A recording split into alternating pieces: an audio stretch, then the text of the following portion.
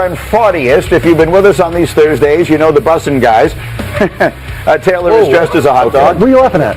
No, nothing. He said bussin' guys, followed it with a laugh. Maybe it's the hot dog. Does he not respect us in the workplace? Taylor Poupon. Anyway, all morning long he's got the different costumes, which I like. But anyway, every week you guys say someone's a fraud. That seems to be a term that you like use. More will, but yeah. It says, but so we're going to do fraud, fraudier, and fraudiest. So the fraud is the third biggest fraud. Give me the third biggest fraud team in the entire. Right. This is like Cold Stone Creamery. You like it, love it, gotta have it. With a reverse bad. My first fraud is going to have to be the Jacksonville Jaguars. We talk about generational talents all the time on the show. I am of the opinion Trevor Lawrence is not a generational quarterback. He's 26-41 in his career, and he's never thrown for more than 25 touchdowns. Gentlemen?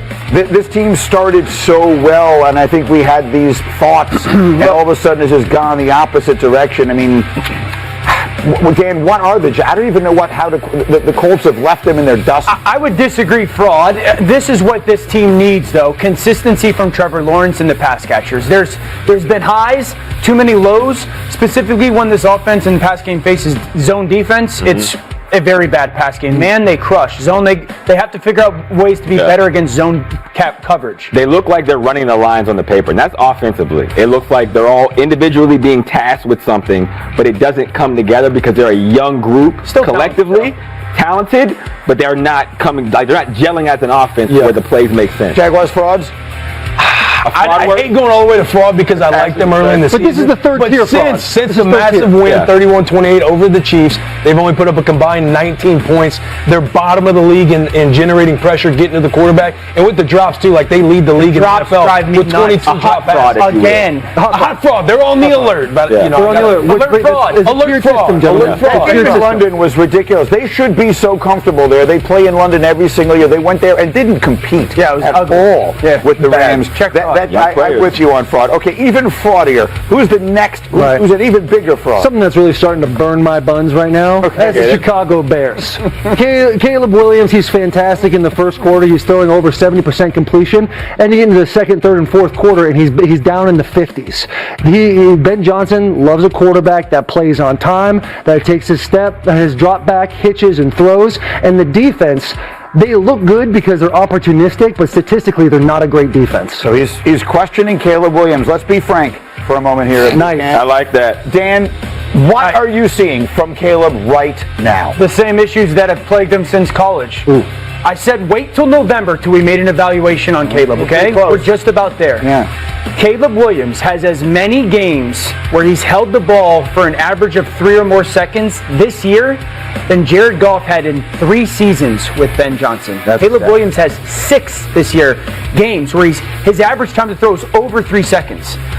We're playing too slow still, and I wanted to give him a grace period. Wait till November. Dude, it still hasn't gotten better.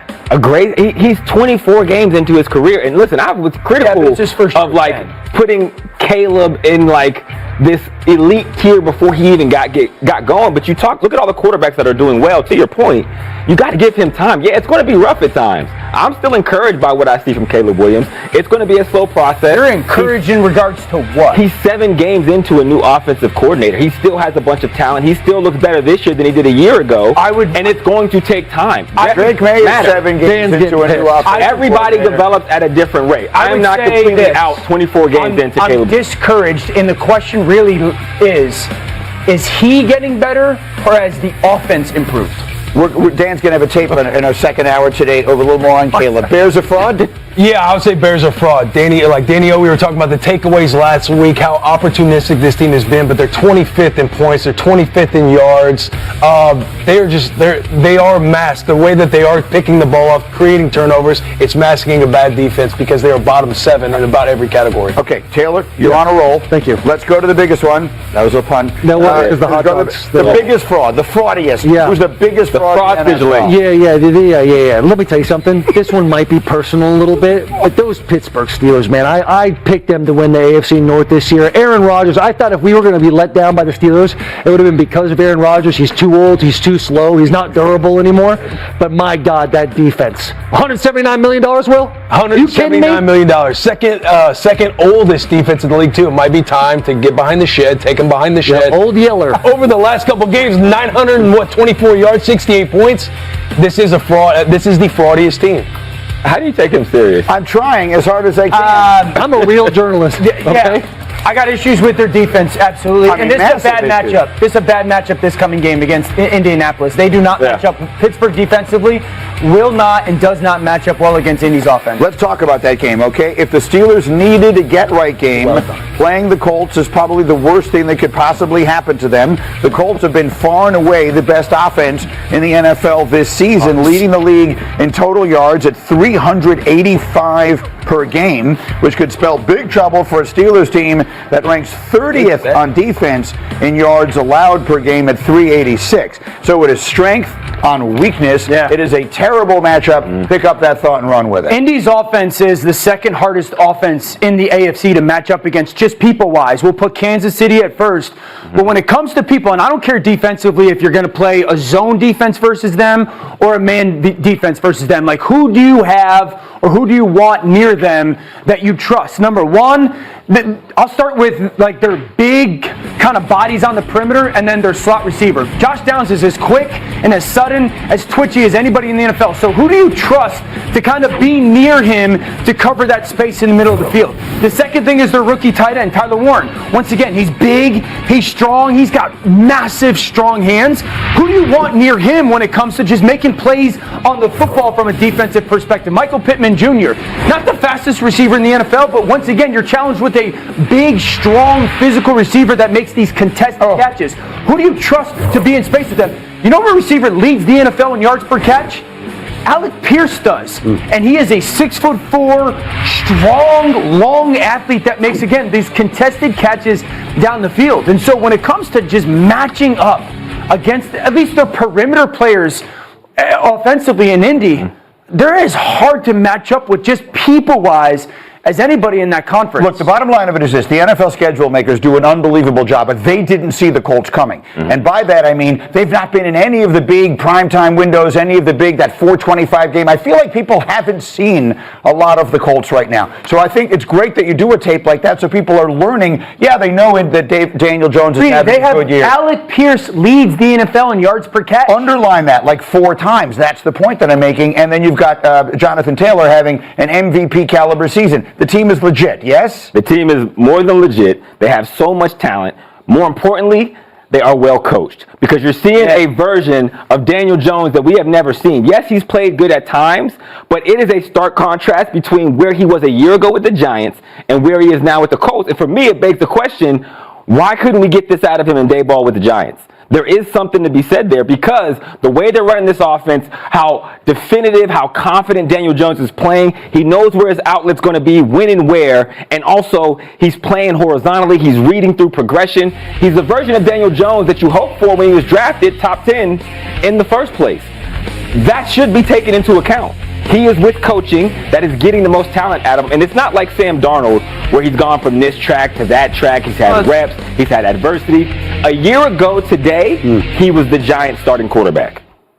That's actually an interesting take. As a general, go ahead. To me, it's an indictment of how difficult it is to play in the New York metropolitan area. We have Sam Darnold thriving in Seattle. In New York, he was seeing ghosts and couldn't make it here. In New York, Daniel Jones, the Giants couldn't wait to give up on him. Released him outright. He signs with Minnesota. And all of a sudden, all these other teams are interested in Daniel Jones. The Vikings want him. There were other teams that wanted him. Trust me on this. And the Colts wanted him. And the Colts have turned him into a certifiable MVP candidate while Sam Darnold is thriving in Seattle. I think it's as much an indictment on how difficult it is to play quarterback in this market. Yeah, I mean, the storyline is how different the roster makeup was for Daniel Jones in New York than it has been in Indianapolis. I just went on a wax poetic of how talented Indy is. New York never had anything remotely close to that. Daniel Jones, that year they went to the playoffs the first year for Brian Daboll, it was the best that we had seen him play outside of this year. So Brian Daboll got him performing at a decently high level, but I really believe a lot of quarterbacks that can play point guard, which is what Daniel's doing, would be playing at a pretty darn high level in Indy. And I think you're right how talented they are, Dan. But coming into the season, we wouldn't have said it at that level. Shot. They're a coach and they're playing well together, which is why we can see their talent. How can that not also be the case when he's a quarterback somewhere else? I will give you this.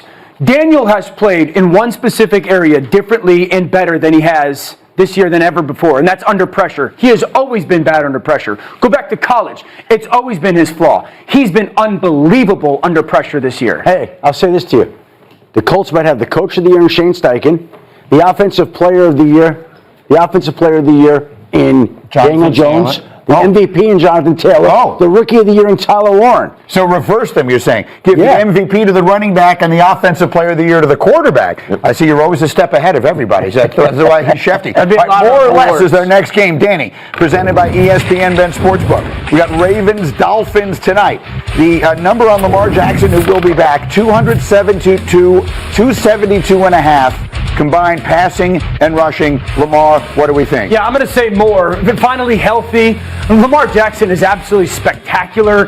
When he's healthy and this offense is whole, he puts up historically great numbers. And I expect that from Lamar tonight. This is a defense in Miami that played better last week, but it still is a weak unit. Lamar should have a big night. How about the other side? 1.5 touchdown passes, Tua. Yeah, I'm going to say more. What I saw from Tua last week, it looked like freaking Tua, man. Like, cut the ball loose. Trust what your eyes are telling you. When you see that window, rip it. He made some plays with his feet down in the red zone, and just that timing element of their offense was back. I liked what I saw from Tua. I want to see it another week in a row. I'm going to say more. And then Rex said last week they need to dehydrate Derrick Henry. 90.5 rushing yards is his number for tonight. What do you think? Yeah, once again, I'm going to say more. I mentioned Miami's defense. It has not been a good unit this year. I was encouraged with the style, the way that they played last week. I also think having Patrick Ricard back tonight for the Baltimore Ravens, that matters in their run game. I'm going to say more for Derrick Henry. Over, says Dan, on Lamar, on Tua, and on the King. If you like those plays, they're a parlay on the ESPN Bet Sportsbook app. Look for the more or less featured parlay on the homepage and in the Parlay Lounge. Coming up, a Bayou bombshell, a massive twist in LSU's search for a brand new football coach. You're not going to believe what happened yesterday. If you haven't heard it yet, I promise your jaw will drop as you hear it next. And this reminder, score more from the game this football season with ESPN Bet, the sportsbook for sports fans. Right now, new customers get $100 in bonus bets when you bet $10. Sign up with the promo code GETUP to get started today. Look at these guys.